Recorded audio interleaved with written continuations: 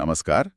आज हमारे पास विश्लेषण के लिए एक काफी दिलचस्प स्रोत है, एक अनसुनी डरावनी कहानी जिसका टाइटल है दीवार में फंसी आवाज। हाँ, ये कहानी मसूरी के एक पुराने काफी बदनाम से बंगले की है। और इसमें दो किरदार हैं, प्रिया और आरव, जो सारी चेतावनियों को नजरअंदाज कर देते हैं, खासकर कि तहखाने से दूर रहना है। बिल्कुल। और कहानी वहीं से असल में रफ्तार पकड़ती है। हाँ, कहानी की शुरुआत ही होती है जब उन्हें तहखाने में एक पुराना कैसेट टेप मिलता है।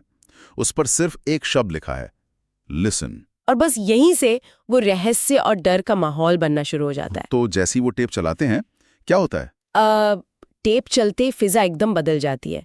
पहले एक धीमी डरावनी सी फुसफुसाहट सुनाई देती है, तुम्हें यहाँ नहीं आना चाहिए था। ओह। और उसके ठीक बाद चीखें, दीवारों को खरोचने की भयानक आवाजें, और फिर एक जैसे कोई भूखी गुर्राहट हो। और टेप का अंत भी कुछ कम डरावना नहीं है। नहीं, बिल्कुल नहीं।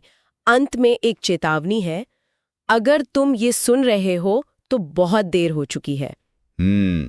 और यहाँ एक अजीब बात है ना, स्रोत कहता है कि ये सिर्फ रिकॉर्डिंग नहीं लगती। हाँ, ऐसा लगता है जैसे वो आवाज सीधे उनसे प्रिया और आरव से बात कर रही हो।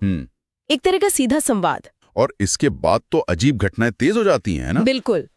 जैसे प्रिया का वो सपना जिसमें कोई लड़की पत्थर पर नाखून रगड़ रही है, फिर तहखाने की दीवार पर खरोच के ताजा निशान, और वो भी अंदर से आते हुए निशान। हाँ, यही तो सबसे अजीब है। फिर अकेले में बत्तियों का टिमटिमाना, खाली कमरों से कदमों की आवाजें आना, और आरव का आईने में किसी और को देखना।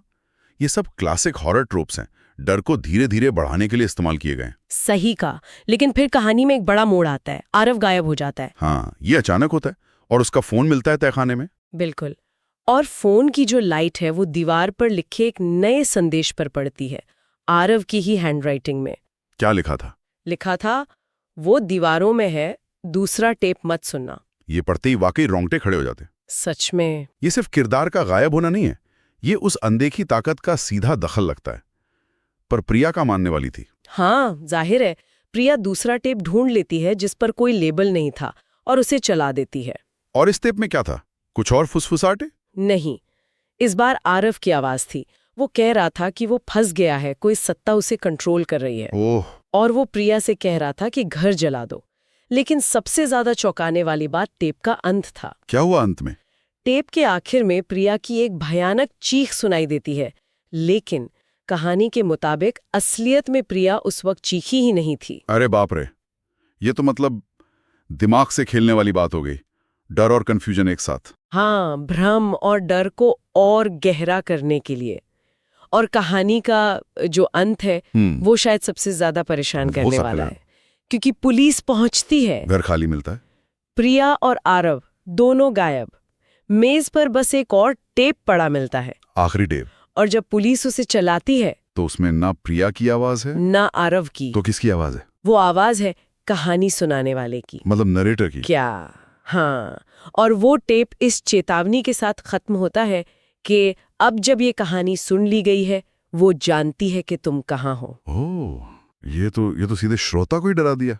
Meta narrative twist. बिल्कुल। ये कहानी को सिर्फ कहानी नहीं रहने देता, सीधे श्रोता की दुनिया में ले आता है। तो अगर हम इस पूरी कहानी का विश्लेषण करें तो मुख्य बातें क्या निकलती हैं? पहला तो कैसेट टेप्स का डर फैलाने वाले माध्यम के तौर पर इस्तेमाल। हाँ, वो पुरानी तकनीक का एक खास किस्म का डर पैदा करना। फिर वो धीरे धीरे बढ़ता रहस्य और तनाव, दीवारों में बंद उस अनदेखी शक्ति का अस्पष्ट सा खौफ, और अंत में ये मेटा ट्विस्ट जो श्रोता को कहानी में खींच लेता है। यहाँ गौर करने वाली बात यह है कि कहानी कैसे ध्वनि जैसे टेप की फुसफुसाहट, खरोचने की आवाजें और अस्पष्टता का इस्तेमाल करती है डर पैदा करने के लिए। आपको सीधे सीधे कुछ दिखाया नहीं जाता। हाँ, अनिश्चितता ज्यादा डराती है।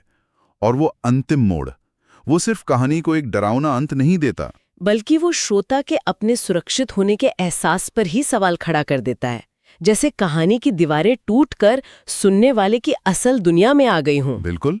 ये कहानी को सिर्फ मनोरंजन से कुछ ज्यादा बना देता है ना? हाँ, और इससे एक जरूरी सवाल भी खड़ा होता है, क्या कहानियां, खासकर इस तरह की डरावनी कहानियां, खुद एक तरह का जाल बन सकती हैं? क्या किसी कहानी को सुनने या उससे बार बार बताने से उसके अंदर की वो जो भी सत्ता है उसे ताकत मिल सकती है? ये सोचने वाली बात है।